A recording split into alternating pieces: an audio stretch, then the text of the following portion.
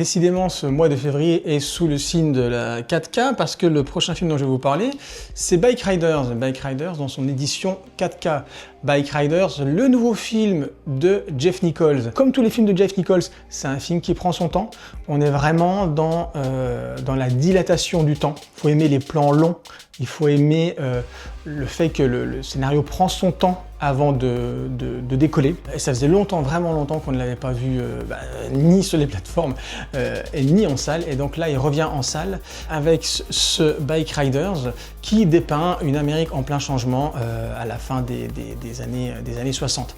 On suit, comme vous en doutez, comme le laisse entendre le titre, un club de bikers qui va évoluer avec ces nouvelles venues, ces nouvelles recrues qui vont intégrer le club dirigé par Tom Hardy.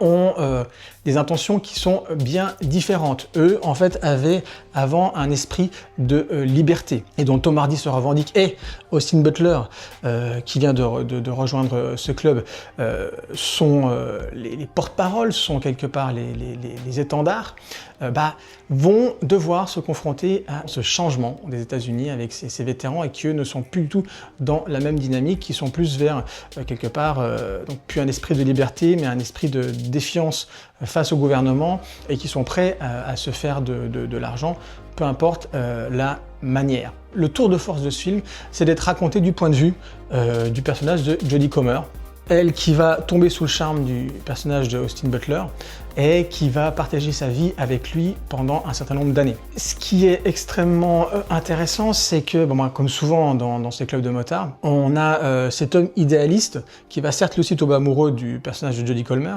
mais qui va se voir partager, diviser entre sa fidélité au club et sa fidélité à elle. Et le fait d'avoir choisi le point de vue de Jodie Comer pour raconter l'histoire fait que on est quelque part emporté, et que même si on n'est pas familier avec le monde des bikers, eh bien on est quand même emporté.